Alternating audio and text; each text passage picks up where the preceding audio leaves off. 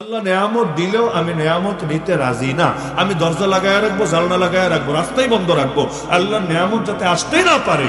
এই রকম কাজ যদি করে তাহলে নবীর কোন রকম আশেক হলো আমার তো বুঝে আসে। তো এখন একজন মনে করেন অনেকগুলা বাচ্চা, অসুস্থ বাবা আছে, মা আছে, আরো ভাই বোনরা দেওয়া লাগে, আরো বহু ঝামেলা আছে, তারাও চাকরি দিলেন, 5,000 ধরায় দিলেন, খুব সমতা হবে তাই না? ওইটারও 5 দিলেন, তারও 5 দিলেন, ওইটার 5ই বেশি, আর 5ও লাগে, ওরে বেতন না দিলেও চলবে। কিন্তু এই লোকটার যে 5 দিলেন, মাসের 10 তারিখের বর্ষের চোখে অন্ধকার ছাড়া কিছু দেখবেন কি? বাস্তব নাকি অবস্থা?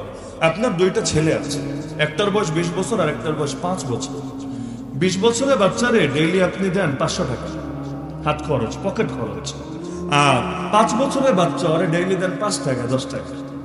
এখন যদিও বৈষম্যের বিরুদ্ধে আন্দোলন গড়ে তোলে, মানি নাই বৈষম্য, আমাদের সাম্য নিশ্চিত করতে হবে, বড়টারে যা দাও আমাকেও তা দিতে হবে। এখন এই ট্যাবলেট ক্যাপসুল যা আছে সবগুলো মিলে আন্দোলনে নামলো, আমাদের বয়স 5-6, তাতে কি, দেখতে সাইজে ছোট, তাতে কি, সাম্যের বাংলাদেশ নিশ্চিত করতে হবে। তাহলে এখন যদি ওরেও 500 করে দেওয়া হয়, অবস্থা কি হবে? 2 দিন পর তো ওই সন্তান থাকবে না, জানোয়ারে পরিণত হবে, এটাই চিন্তার বিষয় হবে। আর ওর মতো সাম্য নিশ্চিত করতে গিয়ে বড়টার যদি 5 টাকা দেন, ওর তো কিছুই হবে না, ওর তো রিক্সা ভাড়াও হবে না, ওর প্রয়োজনও পূরণ হবে না। তাহলে দেখা যাচ্ছে সব জায়গায় সমান দিলেই হয় না, আরো পারিপার্শ্বিক হিসাব করা লাগে। তাহলে নারীরা দিল 50 টাকা, পুরুষরা দিল 100 টাকা, দেখলে মনে হয় নারী ঠকেছে। এটাই তো তোমাদের বোঝার কথা। কিন্তু পাগল মাথায় কি এতটুকু বুদ্ধি নাই, এতটুকু জ্ঞানকে ধরে না? দেখে ফেসবুক বেশি চালাতে মাথার বুদ্ধিও সব আউট হয়ে গেছে, আর রাত জাগতে যা ছিল গিলু এগুলো সব বের হয়ে গেছে। না হলে এতটুকু কি ধরে না যে 100 টাকা দিল পুরুষকে, 50 টাকা দিল নারীকে? তো ব্যয়ের খাতে বিশাল পার্থক্য আছে। আরে নারীর উপর তো কারো পেছনে অর্থ ব্যয় করা শরীয়ত অপরিহার্য করে নাই, এমনকি নিজের খরচও নিজের উপর না। নারীর নিজের খরচের দায়ও নিজের উপর না। দিবে বাবা না থাকলে ভাইয়েরা, বিয়ে হয়ে গেলে স্বামী না থাকলে সন্তান, তারা না থাকলেও কোনো না কোনো আত্মীয়ের দায়। কেউ যদি না দেয়, রাষ্ট্র বাধ্য, সরকার বাধ্য, বাইতুল মাল থেকে তাকে ভাতা দেবে, তার ভাতার ব্যবস্থা করবে। এটাই ইসলামের ফতোয়া, এটাই দ্বীনের স্বীকৃত ফতোয়া। তাহলে নারীর নিজের খরচও তো নিজের না, তার নিজের খরচ অন্য কেউ দিয়ে দেয়, অন্যের পেছনে খরচ করবে দূরের কথা। আর সেখানে পুরুষের কি পরিমাণ খরচ আছে এক একজনের কাজে, আপনারাই চিন্তা করেন। দেখা যায় কামাই তো করলো 100 টাকা, মানে বাপ মারা গেলে 100 পেয়ে গেল, মাসের 25 তারিখ 27 তারিখ যেতেই তার খরচ হয়ে গেছে 200 টাকা, বাকি 100 হয়তো ঋণ করতে হয়েছে, অন্য জায়গা থেকে টানতে হয়েছে। তাহলে আয় ব্যয় দুইটাই তো দেখতে হবে। আর যদি সমতার কথা বলো, তাহলে সব জায়গায় সমতায় আসো, আয়ও সমতা, ব্যয়ও সমতা। মানে কি, যে 50-50 পাবা আর ব্যয়ও 50-50 করবা, স্বামীও বউরে দিবে, বউরও স্বামীও দিবে। খরচ করলে সমান, নারীও পুরুষকে দিবে, পুরুষও নারীকে দিবে। খালি বসে বসে কেউ পাবে আর কেউ পাবে না, তা হবে না। পেলে সবাই পাবে, না পেলে কেউ পাবে না। তাহলে এক সময় খালি নিবা আর নিবা, এখানে দিবা না। কিন্তু আরেক জায়গায় খালি সমতার কথা বলবা, এটারে সমতা বলে না। সমতা হলে সব জায়গায় সমতা, আর না হলে ইনসাফের কথা। কারণ ইনসাফটাই মূল বিষয়। সমতা হলেই সব জায়গায় ইনসাফ হয় না। একজনের সাইজ 6 ফিট আর একজনের 5 ফিট, দুইজনের পায়ের নিচে সমান সাইজের টুল দিলেই কাজ সমান হবে না, বরঞ্চ যেটা সাইজ কম ওইটার নিচে একটু বড় সাইজের টুল দিতে হবে। তাহলে ইনসাফকে নিশ্চিত করে সমতার কথা বলতে হবে। ইনসাফ বাদ দিয়ে সমতার কথা বললে ফাইজলামি হবে, ফাইজলামি।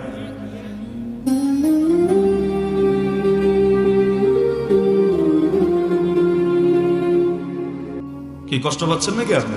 তাহলে ন্যায় বিচার মানে ইসলামী বিচার, ন্যায় বিচার মানে কোরআনের বিচার। তাহলে এবার চিন্তা করি, ন্যায় বিচার প্রতিষ্ঠা হবে কিভাবে সমাজে? আচ্ছা, ন্যায় বিচার প্রতিষ্ঠা করবে কে? ফেরেশতারা না জিনেরা নাকি মানুষেরা? ফেরেশতারা এসে জমিনে করে দিয়ে যাবে, এই দায়িত্ব আমাদের। জিনেরা জিনের দেশে করতে পারে, আমার দেশে না, আমার দেশে করতে হবে আমাদেরকে। তাহলে ন্যায় বিচার যেহেতু এমনি হয়ে যায় না, অটো হওয়ার সিস্টেম আছে নাকি? অটো কোনো কিছু হয় না। অটো রিক্সাও অটো চলে না, এটাও একজন চালায় নাকি এমনি চলে, ড্রাইভার ছাড়া না। অটো যেখানে অটো শব্দ বলবেন এখানে ঝামেলা, কোনো কিছু অটো হয় না, সবই কেউ না কেউ করতে হয়। তাহলে ন্যায় বিচার প্রতিষ্ঠা হবে কার মাধ্যমে? ন্যায় বিচার প্রতিষ্ঠিত হবে ন্যায় বিচারকারীর মাধ্যমে, নাকি ন্যায় বিচার প্রতিষ্ঠা হবে কার মাধ্যমে? ন্যায় বিচার করবে যে এরকম ব্যক্তির মাধ্যমে। তাহলে ন্যায় বিচার প্রতিষ্ঠা করতে চাইলে ন্যায় বিচারকারীদেরকেই তো নেতৃত্বে আনতে হবে। এক ক্ষেত্রে না, সব ক্ষেত্রে, এক ক্ষেত্রে না, সব ক্ষেত্রে, কোর্ট কাচারি থেকে শুরু করে রাষ্ট্র পরিচালনা, সব ক্ষেত্রে ন্যায় বিচার করবে যারা, তারা যখন দায়িত্বপ্রাপ্ত হবে তখন না ন্যায় বিচার প্রতিষ্ঠিত হবে, নাকি জালেমের হাতে, দুর্নীতিবাজের হাতে ক্ষমতা গেলে ন্যায় বিচার প্রতিষ্ঠিত হবে? এখন মনে করেন হামান আর ফেরাউন, হামান দুষ্টুমি করে, এজন্য হামানরে আউট করে দিয়া ফেরাউনরে ইন করে দেওয়া হলো, ন্যায় বিচার প্রতিষ্ঠিত হবে না? এক অন্ধকার দিয়ে আরেক অন্ধকার দূর করা যায় না, অন্ধকার দূর করতে চাইলে আলো আনতে হয়, তাহলে অন্ধকার আপনি আপনি বিদায় হয়। তাহলে সমাজ বা রাষ্ট্র আজকে যদি বাংলাদেশে ন্যায় বিচার প্রতিষ্ঠা করতে চান, তাহলে ধাপ কি আমি সবগুলো একে একে বলে দেই, হজম হলেও কিছু করার নেই, না হলেও কিছু করার নেই। এক নম্বর কাজ হলো আমাদেরকে ব্যাপকভাবে জনমত গঠন করতে হবে। তোমরা কি আসলেই ন্যায় চাও কিনা ক্লিয়ার করো, আর আসলেই যদি ন্যায় চাও আমাকে আগে বলো, ইসলাম ন্যায়ের ধর্ম কিনা, শান্তির ধর্ম কিনা, ইনসাফের ধর্ম কিনা, নাকি তোমার চোখে ইসলাম জুলুমের ধর্ম, অন্যায়ের ধর্ম, বৈষম্যের ধর্ম? কারণ আগে মূল বিষয় ক্লিয়ার হওয়া লাগবে, এরপর ডালপালার আলোচনা আসবে। তো যদি মানো ইসলাম ন্যায়ের ধর্ম, শান্তির ধর্ম, ইনসাফের ধর্ম, বৈষম্যের ধর্ম না বরং সাম্যের ধর্ম, তাহলে তোমাকে মানতে হবে আমাদেরকে এই দেশে ইসলামকে গিয়ে দিতে হবে। কারণ আমেরিকার আদর্শ, ইসরায়েলের আদর্শ, চায়নার আদর্শ, রাশিয়ার আদর্শ, ইন্ডিয়ার আদর্শ আল্লাহর কসম ইসলামের চাইতে উত্তম হতে পারে না। আর যদি উত্তম হয় আল্লাহু আকবার শব্দ আর বলা জায়েজ হবে না, কারণ আল্লাহু আকবার মানে আল্লাহ সবচাইতে বড়, আল্লাহ যেহেতু সবচাইতে বড়, সুতরাং অন্য কেউ আল্লাহর সঙ্গে তুলনীয় হবে না। ওয়ালাম ইয়াকুল লাহু কুফুয়ান আহাদ, তার সমকক্ষ কেউ হবে না। আল্লাহর সমকক্ষ কেউ যদি না হয়, এক হলো আল্লাহর দিন আর এক হলো মানুষের দিন, এক হলো আল্লাহর দিন আর এক হলো মানুষের দিন, কোনটা লাগবে? আল্লাহটা না মানুষেরটা? আল্লাহটা। তাহলে এক নম্বর কাজ আমাদেরকে গণদাওয়াত দিতে হবে। ওয়াস্তব হয় একদিন, দুদিন, 3 দিন, কিন্তু মিশন চলতে হবে প্রতিদিন। জাতিকে প্রস্তুত করতে হবে, প্রস্তুত। ভাই ইন্ডিয়ার দালালি করো আর আমেরিকার দালালি করো, দিন শেষে মাথায় রাখো সুখের মালিক আল্লাহ, শান্তির মালিক আল্লাহ, সবকিছুর মালিক আল্লাহ। আল্লাহ যদি ফয়সালা না করেন, কাফের মুশরিকদেরকে চাটাচাটি কইরা কোনোদিন শান্তি আনতে পারবে না। তাহলে সুতরাং এদিক ওদিক না তাকায় আল্লাহর দিকে তাকাও, ইনশাআল্লাহ জমিনে খারাপ থাকবে না। কারণ আল্লাহকে নারাজ করে কেউ ভালো থাকতে পারে না, আল্লাহকে রাজি করে কেউ কখনো খারাপ থাকতে পারে না। আজকে ন্যায় বিচার প্রতিষ্ঠার কথা বলা হলে এক নম্বর কাজই হলো জাতিকে এ ব্যাপারে জনমত গঠন করতে হবে, জাতির মানসিকতা প্রস্তুত করতে হবে। কারণ জাতি যদি না চায়, আপনি ন্যায় বিচার প্রতিষ্ঠা করবেন কারে নিয়ে? জিন নিয়ে না ফেরেশতা নিয়ে? দুইটার কোনোটাই হবে না। তাহলে জাতিকে জাগান, তাদেরকে বোঝান ইসলাম ছাড়া ন্যায় নাই, ইসলাম ছাড়া নীতি নাই, ইসলাম ছাড়া ইনসাফ নাই, ইসলাম ছাড়া শান্তি নাই, ইসলাম ছাড়া মুক্তি নাই, ইসলাম ছাড়া জমিনও ভালো থাকার সুযোগ নাই। রব্বানা আতিনা ফিদ দুনিয়া হাসানা ওয়া ফিল আখিরাতি হাসানা। ইসলাম এসেছে আগে দুনিয়ারে ভালো করতে, এরপর আখিরাতে ভালো করতে, আখিরাত পরে, দুনিয়া আগে। ইসলাম উভয় জাহানকে গড়ে দেবে। তাহলে জনমত গঠন করা দরকার আছে নাকি নাই? আচ্ছা, দেশে মানুষ আছে মনে করেন 17-18 কোটি, উদাহরণ হিসাবে। এর মধ্যে আমরা সবাইকেই যে জনমত গঠন করতে পারবো এটা সম্ভব না। নবীও তো দাওয়াত দিলেন, আবু জাহালের জনমত তো গঠন হয়নি, আবু লাহাব উতবা সাইবার তো হয় নাই, সবাই লাগবে না। আল্লাহ নবী প্রথম ন্যায় বিচার প্রতিষ্ঠা করলেন রাষ্ট্রীয়ভাবে মদিনার বুকে। প্রথম যুদ্ধ লাগেনি, সংঘাত লাগেনি, এগুলো ছাড়াই হয়েছে এবং খুব অল্প লোককে নিয়ে, খুবই অল্প। আজকে এই মাহফিলে যত লোক আছেন না, আল্লাহ নবী এর চাইতে কম লোক নিয়ে দিন বিজয়ী করেছেন, এর চাইতে কম। মক্কায় 13 বছর দাওয়াত দিয়েছেন, 1000 লোক মুসলমান হয়নি, 1000, এত কম সংখ্যা। কিন্তু আলহামদুলিল্লাহ মদিনার বুকে দিন বিজয়ী হয়েছে। লোক বেশি লাগবে না, কিন্তু এ ব্যাপারে ঐক্যবদ্ধ হতে হবে যে আমাদের মিশন কি, আমাদের ভিশন কি। আমাদের মিশন একটা, আমরা ইসলামের বিজয় চাই। আমারও বিজয় না, তোমারও বিজয় না, আমার দলেরও না, তোমার দলের না। আমরা সবাই আল্লাহর বিজয় চাই, রাসূলুল্লাহর বিজয় চাই, ইসলামের বিজয় চাই, কোরআনের বিজয় চাই, দ্বীনের বিজয় চাই, শরীয়তের বিজয় চাই। এটাই ন্যায় বিচার, এটাই ইনসাফ, এটাই কল্যাণ, এটাই শান্তি। এ ব্যাপারে জাতিকে প্রস্তুত করেন। সব লাগবে না, ধরেন 2 কোটি 4 কোটি মানুষে প্রস্তুত হল, 2 কোটি 4 কোটি মানুষে প্রস্তুত হলো। বলবেন হুজুর এত কিভাবে হবে? ভাই এই সংখ্যা ইতিমধ্যে প্রস্তুত হয়ে আছে। আমরা তো সারা দেশ ঘুরি, তাই না? সারা দেশে তো কম বেশি ঘুরি, সবার হালতে তো সামনে আছে। আরে 2-1 জায়গার 2-1টা চামচা কি পিছনে কি বললো, সামনে এসে কোন বেয়াদবি করলো, এটা তো মুখ্য না। আমরা তো খালি ওই চামচিকা গুলা দেখি না, পুরো বাংলাদেশের অধিকাংশ মানুষের হালত দেখে আলহামদুলিল্লাহ এই দেশের অধিকাংশ মানুষ আজও দিল দিয়ে, মন দিয়ে, প্রাণ দিয়ে ইসলামকে ভালোবাসে। এমনকি ইসলামের জন্য ডাক আসলে, আরে আলেম কেন, শুধু সাধারণ জনতা সবার আগে নিজের বুকের তাজা রক্ত ঢালার জন্য রেডি আছে। তাহলে মানুষ ইসলাম চায়, তা কিন্তু ঝামেলা হয় আমাদের নিজেদের কারণে। মানে মানুষ মাঝে মাঝে অনাস্থায় পড়ে যায়, কনফিউশনে পড়ে যায়, কি করবো, কার উপর আস্থা রাখবো। এত এত কামড়া কামড়ি হলে আমরা কারে সাপোর্ট দিব, কার বিপক্ষে যাব? ঝামেলা আমাদের কারণে মানুষের পরে। কত লোক যে এসে বলে, হুজুর কার কথা শুনবো, কার দিকে ছুটবো, কোনটা যাবো? সাধারণ মানুষ এত মাইরপেজ বোঝে না, বোঝার কথাও না। বিজ্ঞানের মাইরপেজ যেমন আমি বুঝবো না, আমাদের ধর্মীয় শাখাগত মাইরপেজ আপনি বুঝবেন না, বোঝার কথাও না। আপনার সবগুলোই মাথার উপর দেওয়া যাবে, কোনটারে যে প্রাধান্য দিবেন আপনার মাথায় সহজে ধরতে চাইবে না। তাহলে আমি মনে করি এই দেশে মানুষ প্রস্তুত হয়ে আছে, শক্তিগুলো বিক্ষিপ্ত। শক্তি বিক্ষিপ্ত থাকার কারণে নাস্তিক কয়টা, বাম কয়টা, এই দেশে হিন্দুত্ববাদী কয়টা, কিন্তু অল্প কিছু মিলেই দেশটারে গরম করে রাখে। আর অধিকাংশ আমরা হয়েও কিচ্ছু করতে পারি না, এমনকি মিডিয়ায় আমাদের কথাগুলো ফোকাসে আনতে পারে।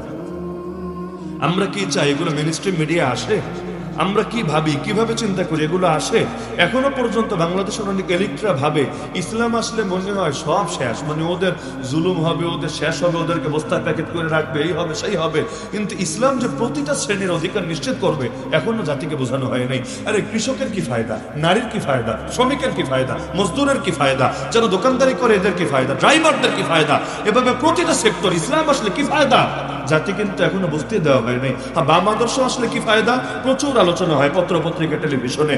গণতন্ত্র আসলে কি ফায়দা, প্রচুর আলোচনা হয় ওদের ভেতরে। কিন্তু ইসলাম আসলে কি ফায়দা, তা জাতিরা জানতে দেওয়া হয় না, বুঝতে দেওয়া হয়। কি হয় না, কি হয় না? তাহলে অধিকাংশ ক্ষেত্রে আমাদেরকে এই বিক্ষিপ্ত শক্তিগুলো ত্যাগ করতে হবে। এক নম্বর কাজ জনমত গঠন করা, গণদাওয়াত দেওয়া, এরপর জাতিকে ঐক্যবদ্ধ করা। সেটা যেভাবেই হোক না কেন, যেভাবেই হোক না কেন, জাতিকে একটা মিশনের ব্যাপারে ঐক্যবদ্ধ করা। হাতে 5 আঙ্গুল থাকলে সাইজ কিন্তু এক না, তারতম্য আছে, কিন্তু কাজের ব্যাপারে কিন্তু একসাথেই তারা কাজ করে। এইবার যে জুলাই আন্দোলন হলো, সবাই এক দলের লোক না, এক মতের লোক না, এক ধারার লোক না, এক বিশ্বাসের লোক না, কিন্তু একটা ব্যাপারে সবাই এক ছিল। কোন ব্যাপারে এটা আমি আর বললাম না, আশপাশে যারা বৈশাখ বৈশাখ কান পেতে শুনছে কষ্ট পাবে। আচ্ছা যাই হোক, একটা ব্যাপারে সবাই একমত ছিল যে এই কাজটা আমাদের সবাইকে করতে হবে। যখন এক ছিল, আলহামদুলিল্লাহ মাকসাদ কিন্তু হাসিল হয়ে গেছে। আমাদের যত দল থাকুক, যত মত থাকুক, যত ধারা থাকুক, আমাদেরকেও এ ব্যাপারে একমত হতে হবে। যে কোনো মূল্যে ইসলামকে বিজয় করতে হবে। আর ইসলামের মূল বিষয় নিয়ে দ্বিমতের কোনো সুযোগই নাই। দ্বিমত করলে হয়তো বেঈমান, না হলে গোমরা। ইসলামের মূল বিষয়ে দ্বিমতের অপশনই নাই। ইসলামের যেগুলো নিয়ে দ্বিমত, এগুলোর সাথে রাষ্ট্র পরিচালনার সম্পর্কই নেই। সুদ হারাম, কার দ্বিমত আছে? দাঁড়ান। বেশ্যাখানা হারাম, কার দ্বিমত আছে বলেন? অশ্লীলতা, বেহায়াপনা, বেলাল্লাপনা, জুলুম, দুঃশাসন, বৈষম্য দূর করতে হবে, কার দ্বিমত আছে বলেন? মানুষে মানুষে যে ভেদাভেদ আছে এবং ধনী গরিবের যে বিশাল এক বৈষম্য তৈরি হয়ে গেছে এই পুঁজিবাদী অর্থ ব্যবস্থার কারণে, এগুলো দূর করে গরিব ধনীর ব্যবধান কমিয়ে আনতে হবে। যাকাত ভিত্তিক অর্থনীতি চালু করতে হবে, কার দ্বিমত আছে পারলে বলেন? যে যে মাযহাবের হন, যে যে মাসলাকের হন, যে যে মানহাজের হন, যে যে মাসলাবের হন, যে যে ধারার হন, দ্বিমত নাই, দ্বিমত করার সুযোগই নাই। তাহলে দিন কায়েমের সম্পর্ক তো এগুলোর সাথে রে ভাই। বাকি যেগুলো আছে এগুলো দরজা লাগায়, জানালা লাগায় কিলাকিলি করেন, সমস্যা নাই। ইলমি আলোচনা চলুক, আমি ইলমি ইখতিলাফের বিরুদ্ধে না, সবাই জানেন আমি বিরুদ্ধে না।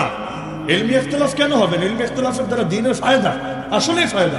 ইখতিলাফ উম্মতি রাহমা, আমার উম্মতের ইখতিলাফ জাতির জন্য রাহমাত, আসলেই রাহমাত। কিন্তু ইলমি ইখতিলাফ ইলমের টেবিলে আর জাতির পরিচালনা জাতির পরিচালনার জায়গাতে দুটো এক না। 4 মাযহাব কিন্তু আজকে না। ইমাম আবু হানিফার মৃত্যু 150 হিজরিতে, আজকে কত হিজরি? 1446 নাকি? তাহলে কি বিশাল ব্যবধান। ইমাম আবু হানিফা, ইমাম মালিক, ইমাম আবু ইউসুফ মুহাম্মদ, ইমাম শাফিঈ, ইমাম আহমদ, সবার মৃত্যু কিন্তু 250 হিজরির আগে। তাহলে ওনারা মারা যাওয়ার পর 1000 বছরের বেশি দুনিয়াতে খেলাফত ছিল। কিভাবে? এই মাযহাবী ইখতিলাফ সহই তো, মাসলাকি ইখতিলাফ সহই তো। তখনও কিন্তু তরিকার মধ্যে ইখতিলাফ ছিল, এই তরিকা ওই তরিকা, ওই তরিকা, এই ধারা ওই ধারা ওই ধারা। তারপরে 1000 বছরের বেশি খেলাফত ছিল। তো কি বুঝলেন? খেলাফত মূল, আর বাকি এগুলো হলো শাখা। শাখার মধ্যে ইখতিলাফ থাকুক না, সমস্যা না। এক দলের মধ্যেও তো সব লোক একমত না। আমি নাম নিতে চাই না। বিভিন্ন দল যারা রাজনীতি করে, এদের সবাইকে আপনি মনে করেন এক আদর্শে? এগুলো হাতে গোনা কিছু শক্তিশালী ক্যাডার ভিত্তিক সংগঠন থাকে, টপ টু বটম তার একই আদর্শে। কিন্তু এমনি ওই আমব্রেলা টাইপের যে সংগঠন আছে, ছাতা, এই ছাতার নিচে যে কেউ এসে আশ্রয় নিতে পারে, এদের কিন্তু ওই হাতের 5 আঙ্গুলের মতো 5 জন 5 টাইপের। কেউ দেখবেন একদম ইসলাম চাই, ইসলামের জন্য কোরবান, কেউ ডানপন্থী, একটু উদারপন্থী, কেউ আবার কট্টর বামপন্থী, কেউ পুরে নাস্তিক। কেউ ওয়াজ মাহফিলের জন্য 1 লাখ টাকা দিয়ে দিবে, আর কেউ মাহফিল কিভাবে বন্ধ করা যায় এজন্য বসে বসে তদবির করবে। কি হয় না এগুলো? হয়। ভ্যারাইটিস লোক নিয়ে চলে। এগুলোই হলো অধিকাংশ রাজনৈতিক দলের অবস্থা। এখানে সবাই একমতের না, কিন্তু তারপরে একদল করে কেমনে? যে এমনি যতই ইখতিলাফ থাকুক, মূল একটা ব্যাপারে একমত আছে যে অমুক নেতা অমুক নেত্রী, এ ব্যাপারে আমরা সবাই একমত থাকি, তারা যা বলবে মাশাআল্লাহ মারহাবা, এর উপর কোনো কথা চলবে না। তো এরকমই আমাদের ইখতিলাফ থাক না, যদি চান ইখতিলাফ মিটায়া জাতির এক করবেন, লিখে রাখেন ইমাম মাহদী আসার আগে পারবেন না। ইমাম মাহদী আসার আগে পারবেন, ইমাম মাহদী আসার পর হবে ইনশাআল্লাহ। এর আগ পর্যন্ত পারবেন না, বৈশাখ বৈশাখ ললিপপ খান, ইমাম মাহদী আসুক, এরপর বাকি কাজ হবে ইনশাআল্লাহ, এর আগে হবে না। আর যদি চান যে না, বৈচিত্র্যের মাঝে ঐক্য, এই নামে কিতাবও লিখে গিয়েছেন কাজী মুতাসিম বিল্লাহ রহমাতুল্লাহ আলী, মালিবাগের মুহতামিম ছিলেন, এবং শাইখুল ইসলাম হুসাইন আহমদ মাদানী রহমাতুল্লাহ আলী তিনি খলিফা ছিলেন, শাগরেদ ছিলেন। তাহলে আমরা এটাই চাচ্ছি যে জনমত গঠন করেন, জাতিকে একটা মিশনের উপর ঐক্যবদ্ধ করেন, সঠিক নেতৃত্ব, কার্যকর নেতৃত্ব আনেন। আপসহীন নেতৃত্ব লাগবে, কারণ নেতাই যদি দালালি করে কর্মীদের আর কি হবে? তাহলে ওরকম আপসহীন নেতৃত্ব, আস্থাভাজন নেতৃত্ব যখন তৈরি হবে, জাতি ঐক্যবদ্ধ হবে, ইনশাআল্লাহ সুম্মা ইনশাআল্লাহ বাংলাদেশেও ন্যায় বিচার প্রতিষ্ঠিত হবেই হবে, এমনকি ক্ষমতায় না গেলেও হবে। বলবেন এটা আবার কেমন কথা? প্রেশার শক্তি বলতে একটা ব্যাপার আছে। যারা সরাসরি ক্ষমতায় যায় নাই, কিন্তু এদের শক্তি এত বেশি, এদের বিরুদ্ধে গিয়ে এদের আদর্শকে মোকাবেলা করে কেউ গতিত থাকতে পারবে। যেমন আমেরিকার প্রেসিডেন্ট কিন্তু ইহুদি না। আমেরিকার প্রেসিডেন্ট কি ইহুদি না, কিন্তু ইহুদিদের স্বার্থের বাইরে গিয়ে একদিনও গতিতে থাকতে পারবে না, একদিনও না। আজও পর্যন্ত এই যে ইসরায়েল আমাদের ফিলিস্তিনের কি জুলুমটা করছে সবাই জানেন, আমাদের প্রথম কেবলা দখলে রেখেছে। আমি দাবি করছি, আপনি দ্বিমত করলেও করতে পারেন, কিন্তু আমি শতভাগ দৃঢ়তার সাথে দাবি করতে পারি, আজ যদি আমেরিকা এবং পশ্চিমা শক্তি বলে আমরা ইসরায়েলের সাথে নাই, ইসরায়েলকে আমরা কোনোভাবে সাহায্য করব না, আমি গ্যারান্টি দিয়ে বলতে পারি আগামী 1 মাসের ভেতরে মসজিদ আকসা স্বাধীন হবেই হবে ইনশাআল্লাহ। ওই ইসরায়েল একা কিছুই না, এমনকি বাকি যে দেশগুলো এগিয়ে আসছে না ফিলিস্তিনিদের পাশে, এটা শুধুমাত্র ইসরায়েল নামক একটা জারজ রাষ্ট্রের ভয়ে না, বরঞ্চ এর পেছনে বিশাল এক শক্তি আছে। ইসরায়েল তো সামনে ছোট্ট একটা উড়ে এসে জুড়ে বসেছে, কিন্তু ওই অদৃশ্য শক্তির পাওয়ার এত বেশি, এই ব্রিটিশদেরকে দিয়ে এই চুক্তি করিয়ে নিয়েছে, আমেরিকার সরকারকে দিয়ে পর্যন্ত এখনো পর্যন্ত সাহায্য দিয়ে যাচ্ছে। এমনকি ওদের পাওয়ার এত বেশি, এই আমেরিকার প্রেসিডেন্টও ভোট বেশি পাইলে কেউ হতে পারবে না, যত ভোট পায়, যত ভোট, যদি কয়েক কোটি ভোট বেশি পায় তাও প্রেসিডেন্ট হতে পারবে না। বলবেন তাহলে কিভাবে হবে? ওরা ভোটটারই 2টা ভাগ করে দিয়েছে, একটা হলো পপুলার ভোট, জনপ্রিয় ভোট, মানে জনগণ যে ভোট দেয় সেই ভোট। হিলারি ক্লিন্টন আগের নির্বাচনে, হিলারি ক্লিন্টন এক মহিলার নাম, এই মহিলা তার প্রতিদ্বন্দ্বী জো বাইডেন, বিদায় হওয়া প্রেসিডেন্ট, এই জো বাইডেনের চাইতে কয়েক লক্ষ বেশি ভোট পেয়েছে, কয়েক লক্ষ। তাও আবার মরা মানুষ এসে ভোট দিয়ে গেছে, তাহাজ্জুদের টাইমে অটো ভোট দেওয়া হয়েছে, এনআইডি কার্ডই নাই, এই পোলাপানগুলো গিয়া নির্বাচন কেন্দ্রে ভোট দিয়েছে। এমন না যেগুলো দয়ামিরেও হয়, ওসমানীনগরে হয়, বাংলাদেশে হয়, এগুলোর কথা আমি বলছি না, ওরা নিজেরাই বুঝে শুনে ভোট দিয়েছে। তারপর কয়েক লাখ বেশি ভোট পাওয়া, কারণ আমেরিকায় তো তাহাজ্জুদের টাইমে ভোট হওয়ার রেকর্ড আমরা শুনি নাই। এটা আমাদের একটা বিশেষ ঐতিহ্য, আলহামদুলিল্লাহ। আমরা বিশ্বাস করি শুভ কাজে দেরি করতে নাই, এজন্য তাহাজ্জুদের টাইমে সাইরা দেই। আর তাহাজ্জুদের টাইমে আল্লাহ দুনিয়ার নিকটবর্তী আসমানে আসে, বান্দাকে ডাকে, বান্দা তোর কি লাগবে বল। তখন বলে আল্লাহ এই যে ভোটটা দিয়ে দিলাম, আমাদের এইটাই লাগবে, আর ভিন্ন কিছু লাগবে না। এমনকি কতজন আফসোস করে, হায় দাদা, না আসলা তো আসলা, নির্বাচন কেন্দ্রে একটা সিলমাইরে আবার চলে গেলা, একটা বার দেখা দিয়া যাবে না? কবর থেকে এসে ভোটটা দিলা ভালো কথা, তাহলে ভোট যখন দিতে আসলে নির্বাচন কেন্দ্রে একবার দেখা দিয়ে গেলে কি এমন সমস্যা হতো? অনেকের মাথায় ধরে না যে তার দাদা এসে ভোট দিল, কিন্তু বাড়িতে আসলো না, একবেলা খায়া গেল না, একটু তাদেরকে দেখে গেল না। এগুলো আমাদের হতে পারে, ওদের তো হয় না। তাহলে দেখা যাচ্ছে কয়েক লক্ষ বেশি ভোট পাওয়ার পরও প্রেসিডেন্ট হলো কে? এই মহিলা না, ওই পুরুষ জো বাইডেন। কেন? কারণ জনগণের ভোটের পাত্তা দিবে না, এগুলোর কাজ আলাদা। কিন্তু প্রেসিডেন্ট বানাতে চাইলে তাদের আলাদা একটা সিন্ডিকেটের ভোট আছে, যেটার নাম দিয়েছে ইলেকটোরাল কলেজ ভোট। জটিল নাম, electoral college vote, Titumir college না, ইলেকটোরাল কলেজ ভোট। আচ্ছা, এইটার কাজ কি? মাত্র 270টা ভোট যদি কেউ পায় সেই প্রেসিডেন্ট। এদিকে যে লাখ লাখ বেশি পাইলো ব্যাপার না, লাখ লাখ বেশি পাইলো ব্যাপার না, এখানে 270টাই যদি পাওয়া যায় ছক্কা। এরা কারা? এই সিন্ডিকেটেরই মূল নিয়ন্ত্রণ অন্য কোনো জায়গায়, এবং ইহুদিদের সফলতা এখানে। আজকের দুনিয়ার মিডিয়া, আজকের দুনিয়ার অর্থনীতি, আজকের দুনিয়ার গোয়েন্দাগিরি সব ঘুরে ফিরে ইহুদিদের অধীনে চলে গিয়েছে। এমনি এমনি না, ওরা ডাইরেক্ট ক্ষমতায় কমই যায়। ইসরায়েলের বাইরে কোথায় আছে? পৃথিবীর 2-1টা জায়গা হয়তো পাবেন যেখানে ডাইরেক্ট ইহুদি সরকার গঠিত হয়ে আছে, কিন্তু অধিকাংশ জায়গায় ডাইরেক্ট ক্ষমতায় থাকে না, কিন্তু আড়ালে থেকে কলকাঠি নাড়ে। পুরোই যেন ইবলিস।